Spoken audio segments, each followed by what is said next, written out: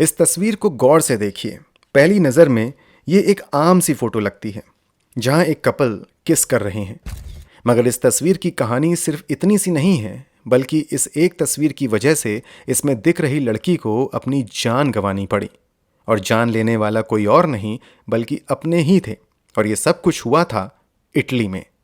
यहाँ हम बात कर रहे हैं पाकिस्तान मूल की इटली में रहने वाली 18 साल की लड़की समा अब्बास केस की।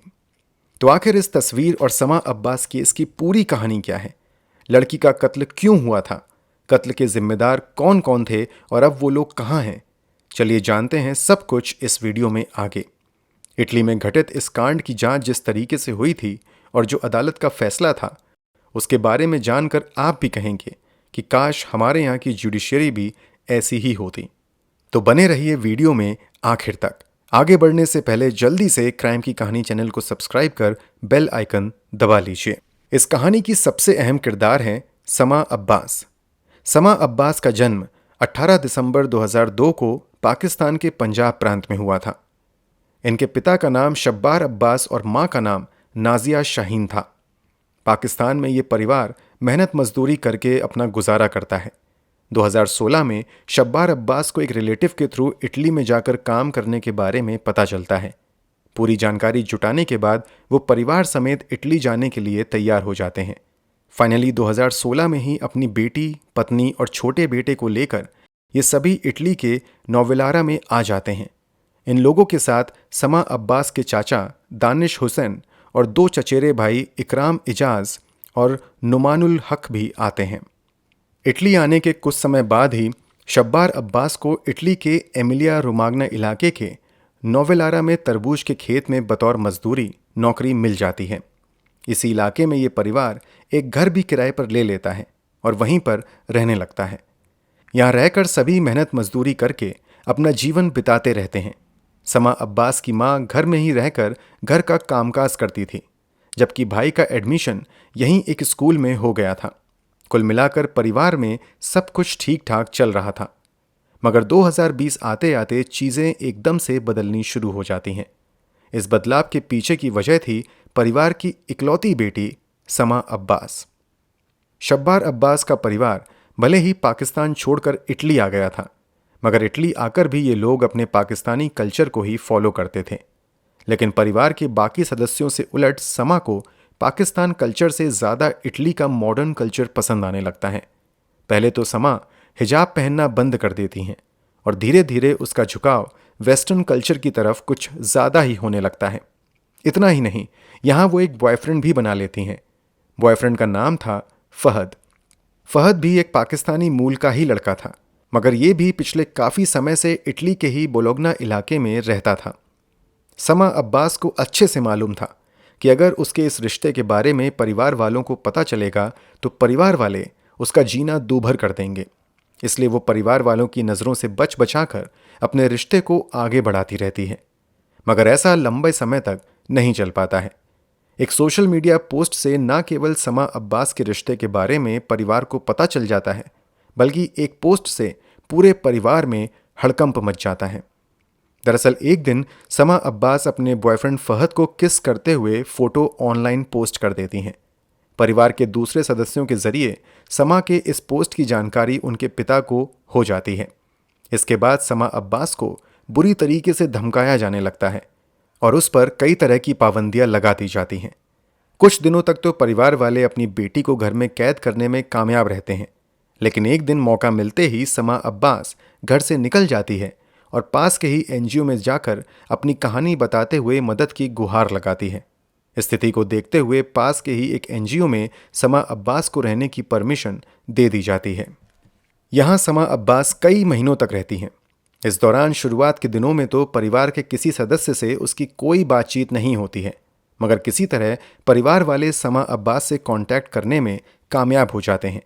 फिर उसे भरोसा दिलाने लगते हैं कि तुम घर वापस आ जाओ, हम सभी पुरानी बातों को भूल जाएंगे और तुम्हें तुम्हारी मर्जी के हिसाब से जीने की पूरी आज़ादी देंगे। समा अब्बास के पिता ये भी भरोसा दिलाते हैं कि उसकी शादी उसके बॉयफ्रेंड से ही करवाई जाएगी। परिवार वालों के समझाने के बावजूद समा अब्बास उनकी बातों पर यकीन नहीं करती है। इस बारे में वो अपने बॉयफ्रेंड से भी बात करती है और उससे कहती है कि अगर वो घर गई तो शायद उसके घरवाले उसकी जान ले लेंगे। इस कारण अगले कई महीनों तक वो उसी एनजीओ में रहती है। बेटी के इनकार करने के बावजूद परिवार वाले लगातार उसे कन्विंस करने में लगे रहते हैं। परिवार वालों के लगातार कहने पर समा अब्बास एक शर्त रखती है कि वो इसी शर्त पर घर वापस आएगी कि वो अपने सभी डॉक्यूमेंट्स लेकर घर से चली जाएगी और फहद से शादी कर लेगी। बेटी की इस डिमांड को परिवार वाले मान लेते हैं और उसे भरोसा भी दिलाते हैं कि तुम घर वापस आओगी तो तुम्हें कोई नुकसान नहीं पहुंचाया जाएगा।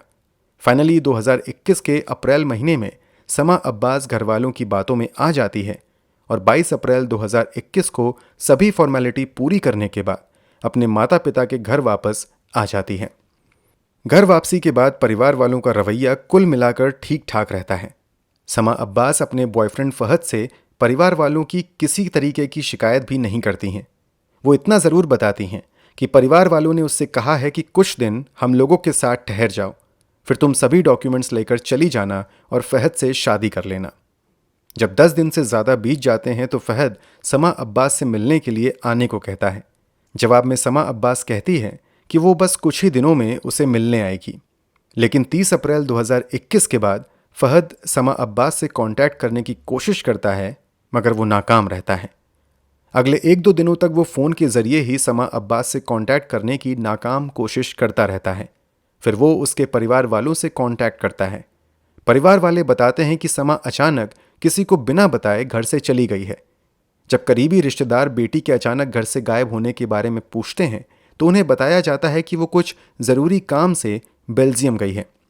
फहद को परिवार वालों की बातों पर यकीन नहीं होता है।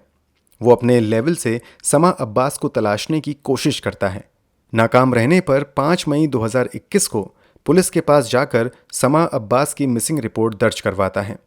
पुलिस इन्वेस्टिगेशन की शुरुआत फहद के बयानों से ही करती है। पुलिस को दिए गए शुरुआती बयान में फहद समा अब्बास के गायब होने के पीछे उसके माता पिता का हाथ होने का शक जताता है। इस शक के पीछे की वजह थी कि कई बार समा अब्बास ने फहद से इस बारे में बात की थी कि उसके परिवार वाले इस रिश्ते से खुश नहीं हैं और वो उसकी जान तक ले सकते हैं। पुलिस वाले अपनी इन्वेस्टिगेशन बढ़ाते हुए समा अब्बास के पिता शब्बार अब्बास से कांटेक्ट करने की कोशिश करते हैं, मगर वो कांटेक्ट नहीं कर पाते हैं। घर पर जाने पर पता चलता है कि घर पर ताला लगा हुआ है। आगे की इन्वेस्टिगेशन से पता चलता है कि समा अब्बास के माता पिता तो 9 मई 2021 को ही मिलान एयरपोर्ट से पाकिस्तान भाग चुके हैं।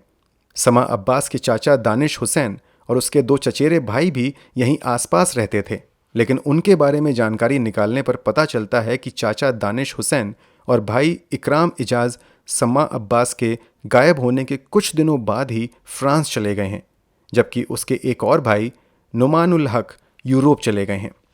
शुरू में तो इन लोगों ने बयान दिया था कि समा अब्बास अपनी मर्जी से बेल्जियम गई है। अगर वो अपनी मर्जी से बेल्जियम गई है तो फिर अचानक से ये लोग इटली छोड़कर पाकिस्तान, फ्रांस और यूरोप क्यों भाग गए? इस बात का जवाब तलाशने के लिए पुलिस वाले अपने इन्वेस्टिगेशन आगे बढ़ाते हुए आसपास के इलाकों में लगे सीसीटीवी फुटेज को खंगालना शुरू करते हैं। इस इन्वेस्टिगेशन के दौरान पुलिस वालों को एक बड़ा ब्रेक थ्रू मिलता है। जांच के दौरान पुलिस वाले जब 29 अप्रैल 2021 की रात की सीसीटीवी फुटेज खंगालते हैं तो वो देखते हैं कि लगभग आधी रात को समा अब्बास के चाचा दानिश और दोनों चचेरे भाई उसके घर से एक खेत की तरफ जा रहे हैं। उनके हाथ में फावड़ा रस्सी है। अगली रात घर के अंदर से सबसे पहले समा अब्बास एक वाइट बैकपैक के साथ घर से बाहर निकलती हैं। उसके पीछे पीछे पिता और माँ हैं। ये आखिरी बार था जब समा अब्बास को किसी सीसीटीवी फुटेज में जीवित देखा गया था। ये तीनों उसी खेत की तरफ जाते हुए दिखाई देते हैं जहां पिछली रात चाचा और दोनों चचेरे भाई जाते हुए दिखे थे।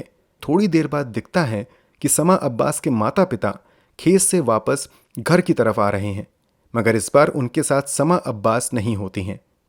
अब पुलिस वालों को समझ आने लगता है कि समा अब्बास के गायब होने के पीछे कहीं ना कहीं उसके माता पिता, चाचा और दोनों चचेरे भाइयों का हाथ है। इसलिए पुलिस वाले अब इन लोगों को ट्रेस करने में लग जाते हैं। इसी दौरान पुलिस वालों के सामने समा अब्बास का छोटा नाबालिग भाई आता है। पुलिस जब समा अब्बास के छोटे भाई से पूछताछ करती है तो वो कहता है कि पक्के तौर पर तो उसे नहीं पता कि समा अब्बास के साथ क्या हुआ है, मगर माता पिता समा अब्बास के लाइफस्टाइल से खुश नहीं थे। वो समा अब्बास की अपनी पसंद की शादी के भी खिलाफ थे। समा अब्बास के गायब होने के बाद वो अचानक पाकिस्तान चले गए थे। समा अब्बास का भाई पुलिस वालों को बताता है कि माता पिता ने उसे भी साथ चलने के लिए कहा था, मगर वो नहीं गया। समा अब्बास के गायब होने के पीछे की पूरी कहानी को समझने के लिए ज़रूरी था कि अब समा अब्बास के माता पिता, चाचा और चचेरे भाई को कटघरे में खड़ा किया जाए। मगर सबसे बड़ी समस्या ये थी कि सभी इटली छोड़कर भाग चुके थे। अब पुलिस वाले सभी आरोपियों को इटली लाने का प्लान बनाते हैं। सबसे पहले तो समा अब्बास के माता पिता, चाचा और दोनों भाइयों पर समा अब्बास को गायब करने का आरोप लगाते हुए एफआईआर दर्ज किया जाता है। फिर इंटरपोल के सहारे सभी को गिरफ्तार करने की कोशिश की जाने लगती है। सबसे पहले सितंबर 2021 में Italy police European arrest warrant के आधार पर पेरिस से समा अब्बास के चाचा दानिश हुसैन को अरेस्ट करती है और उन्हें इटली लाया जाता है। अगले कुछ महीनों में पुलिस वाले फ्रांस से इकराम इजाज और स्पेन से नुमान उल हक को गिरफ्तार कर लेते हैं। इन तीनों को इटली लाने के बाद इनसे पूछताछ का सिलसिला शुरू होता है।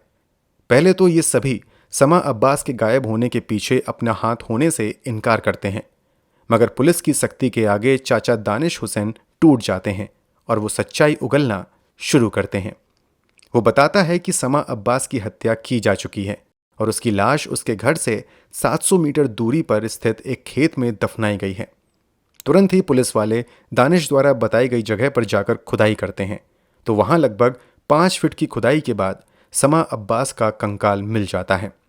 अब भी कंकाल पर वही कपड़े थे जो कपड़े अंतिम बार पहनकर समा अब्बास घर से निकलते समय सीसीटीवी फुटेज में कैद हुई थी। वो कंकाल समा अब्बास का ही है, इस बात का पता लगाने के लिए पुलिस वाले समा अब्बास की दांत का इस्तेमाल करते हैं। दरअसल कुछ समय पहले समा अब्बास ने दांत दर्द की वजह से अपना आरसीटी करवाया था। उसके दांत पर मेटल कैप लगाया गया था जिस पर एक सीरियल नंबर था। उस सीरियल नंबर की तलाश में पुलिस वाले अलग अलग डेंटल क्लिनिक पर भटकते हैं। उस इलाके के एक क्लिनिक से पता चलता है कि सीरियल नंबर वाला कैप असल में समा अब्बास नाम की पेशेंट को लगाया गया था। इस तरह समा अब्बास की आइडेंटिटी भी कंफर्म हो जाती है। इस केस के 3 आरोपी तो पुलिस की पकड़ में आ चुके थे, मगर इन सब के पीछे का मास्टरमाइंड समा अब्बास के पिता और मां अभी पुलिस वालों की पकड़ से बाहर थे। इसलिए पुलिस वाले उन्हें पकड़ने के लिए अब इंटरपोल और पाकिस्तान पुलिस के साथ मिलकर काम करती है। फाइनली 2022 में पाकिस्तान पुलिस, इंटरपोल और इटली की जांच एजेंसियों के सहारे समा अब्बास के पिता शब्बार अब्बास को पाकिस्तान में उनके ही गांव से गिरफ्तार कर लिया जाता है। पूरी कागजी कार्रवाई के बाद 31 अगस्त 2023 को शब्बार अब्बास को ट्रायल के लिए पाकिस्तान से इटली लाया जाता है। चारों आरोपियों को इटली लाने के बाद अदालत में मामले की सुनवाई शुरू होती है। समा अब्बास के पिता अपने ऊपर लगे आरोपों से इनकार करते हैं और वो कहते हैं कि अपनी बेटी की जान लेने की वो कभी सोच भी नहीं सकते, मगर जो सबूत थे वो यही इशारा कर रहे थे कि उन्होंने ही अपनी बेटी की जान ली है। एक फ़ोन कॉल पर वो अपने रिश्तेदार से ये बात करते हुए भी रिकॉर्ड किए जाते हैं कि मेरे परिवार की इज्जत से बढ़कर कुछ नहीं है, इसलिए बेटी को उन्होंने ख़त्म कर दिया है। इनका नाबालिग बेटा भी इस बात की गवाही देता है कि परिवार में समा अब्बास को ख़त्म करने की प्लानिंग लंबे समय से चल रही थी। पुलिस की इन्वेस्टिगेशन में चचेरे भाई के फ़ोन कॉल से भी एक अहम सबूत सामने आता है। दरअसल वो किसी से बात करते हुए बताता है कि दोनों भाइयों ने समा अब्बास का हाथ पकड़ा था और चाचा ने रस्सी के सहारे उसकी गर्दन दबाई थी। ऑटोप्सी रिपोर्ट से भी कंफर्म होता है कि समा अब्बास की मौत गर्दन की हड्डी टूटने की वजह से हुई थी। इस तरह अदालत में सभी का गुनाह साबित हो जाता है। इस मामले में समा अब्बास की मां को भी दोषी बनाया जाता है। वो अब तक कानून की पकड़ से बाहर थी और उसे इटली नहीं लाया जा सका था, मगर इटली में एक कानून है जिसके तहत आरोपी के इटली में ना होने के बावजूद उस पर केस चलाया जा सकता है। इस कानून के सहारे सुनवाई होती है और दिसंबर 2023 में अदालत अपना फैसला सुनाते हुए समा अब्बास के माता पिता को सबसे बड़ा दोषी मानते हुए उम्र कैद की सज़ा सुनाती है। चाचा दानिश हुसैन को 14 साल की सज़ा सुनाई जाती है, जबकि दोनों चचेरे भाइयों इकराम इजाज और नुमानुल हक को सबूत के अभाव में बरी कर दिया जाता है। अथॉरिटी फैसले से संतुष्ट नहीं होते हैं और वो निचली अदालत द्वारा सुनाए गए फैसले को ऊपरी अदालत में चुनौती देते हैं। वहाँ एक बार फिर से इस केस की सुनवाई होती है और अप्रैल 2025 में अदालत अपना फैसला सुनाती है। इस नए फैसले में माता पिता की उम्रकैद की सजा को बरकरार रखा जाता है, जबकि चाचा को जो 14 साल की सजा मिली थी उसे बढ़ाकर 22 साल कर दिया जाता है। निचली अदालत ने दोनों चचेरे भाई को तो बरी कर दिया था, मगर ऊपरी अदालत द्वारा दोनों भाइयों को दोषी करार दिया जाता है और इन दोनों को भी उम्र कैद की सजा सुनाई जाती है। सभी आरोपियों को तो जेल भेज दिया जाता है, मगर एक दोषी अभी भी था जो पुलिस की पहुंच से दूर था। वो थी समा अब्बास की मां नाजिया शाहीन। नाजिया को भी गिरफ्तार करने के लिए लगातार कोशिशें की जा रही थीं, मगर पुलिस वालों को कामयाबी नहीं मिल रही थी। लेकिन 2024 में पुलिस वालों को कामयाबी मिल जाती है। नाजिया शाहीन को पाकिस्तान अधिकृत कश्मीर के एक गांव से 31 मई 2024 को गिरफ्तार कर लिया जाता है। अब सबसे बड़ा सवाल आता है कि आखिर समा अब्बास की हत्या क्यों की गई थी। ये एक ऑनर किलिंग का मामला था। जैसा कि थोड़ी देर पहले हमने आपको बताया था कि समा अब्बास अपना पाकिस्तानी कल्चर छोड़कर इटली के कल्चर को अपनाने लगती हैं। वो सोशल मीडिया पर अपने बॉयफ्रेंड के साथ तस्वीर भी पोस्ट करने लगती हैं। ये बात परिवार वालों को नागवार गुजरती है। वो समा अब्बास को बताए बिना उसकी शादी पाकिस्तान में तय कर देते हैं, इसलिए वो बहाने से समा अब्बास को एनजीओ कैंप से बुलाते हैं। घर वापस आने के बाद उस पर पाकिस्तान जाने और परिवार वालों की पसंद के लड़के से शादी का दबाव बनाया जाने लगता है। समा अब्बास पाकिस्तान जाने के लिए रेडी नहीं होती हैं। वो फहद से ही शादी करने की जिद करने लगती हैं। इस कारण पिता, चाचा और चचेरे भाई के साथ मिलकर समा अब्बास को खत्म करने का प्लान बनाते हैं। प्लान के अनुसार 29 अप्रैल को पहले चाचा और दोनों चचेरे भाई बगल के खेत में जाकर गड्ढा खोदते हैं। फिर 30 अप्रैल और 1 मई की दरमियानी रात समा अब्बास को लेकर उसके माता पिता किसी बहाने से घर से निकलते हैं और थोड़ी दूर पर ही उसे चाचा और चचेरे भाई के हवाले कर देते हैं। तीनों मिलकर समा अब्बास की हत्या करते हैं और उसके शव को पहले से खोदे हुए गड्ढे में दफना देते हैं। फिर मौका मिलते ही इटली छोड़कर सभी भाग जाते हैं, मगर इटली पुलिस की ईमानदार मेहनत और कोशिशों के कारण सभी आरोपी पकड़े जाते हैं और आज सलाखों के पीछे हैं। दोस्तों, पूरी कहानी जानने के बाद इटली पुलिस के बारे में आप क्या कहेंगे? कमेंट बॉक्स में ज़रूर बताएं। अगर आपको हमारी मेहनत पसंद आई हो तो इस वीडियो को लाइक करते हुए शेयर भी करें। अगर आपने अब तक क्राइम की कहानी चैनल को सब्सक्राइब नहीं किया है तो जल्दी से चैनल सब्सक्राइब कर लें। लेटेस्ट वीडियो की इन्फॉर्मेशन के लिए बेल आइकन दबाना बिल्कुल ना भूलें। क्राइम की दुनिया से जुड़ी ऐसी ही कहानियों के लिए हमारे साथ लगातार जुड़े रहें। धन्यवाद।